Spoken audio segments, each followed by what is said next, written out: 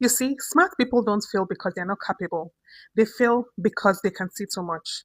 Every part, every potential.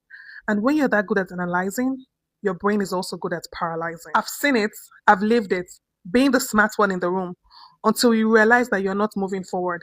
So let's talk about the smart people, the overthinkers, and how to get out of that loop of being so smart. Smart people don't take action quickly because they've simulated failure 1,000 times in their head. They don't jump.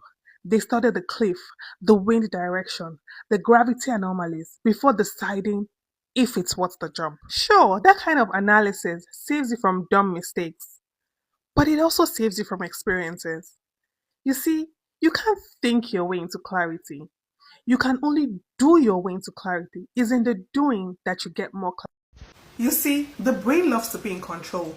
It wants to know, it wants to be right. But life doesn't reward knowing, it rewards doing. The smartest people I know get into over preparation prison until the opportunity expires. That fear of being average becomes heavier than the dream itself, and so they'll rather not try at all than risk discovering that they're human. When you've built your identity around being the best, you can't afford to just be okay. So you sit it out. You wait for the perfect timing. You draft version after version. You stay in potential energy forever and call it preparation. But here's the thing, no one is inspired by potential. People are inspired by motion. They dismiss creativity, the actual things that move people. But logic without action is self-sabotage. When your logic becomes your safety blanket, your comfort zone gets disguised as maturity.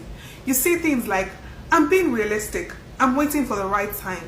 But the truth is, you're protecting your ego, not your future. If you're the one that is always rationalizing why some things won't work, maybe it's time to reflect and internalize more on who you have become. Because you've become a genius at explaining your own stagnation. Perfectionism is not high standards. It's just fear in tuxedo. It looks polished, it looks noble, but underneath, it's just the fear of being seen trying. Smart people don't want to be beginners. They don't want the messy first draft. Perfection is the enemy of progress.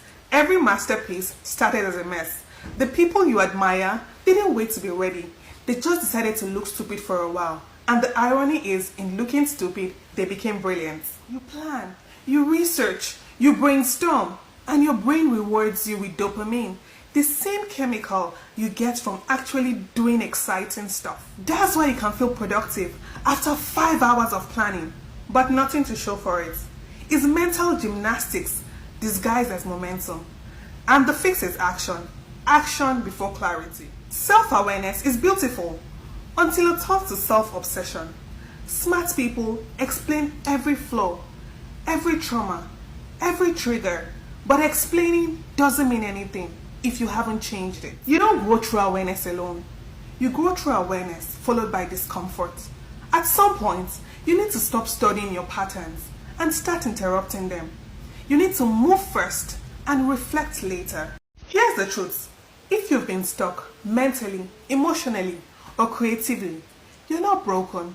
You're just using the wrong tools. You don't need more intelligence. You just need more tolerance for failure and uncertainty. Because the true measure of intelligence isn't how much you know, it's how much you bravely apply what you already know when nobody's clapping. So start living. You're smarter than your fear.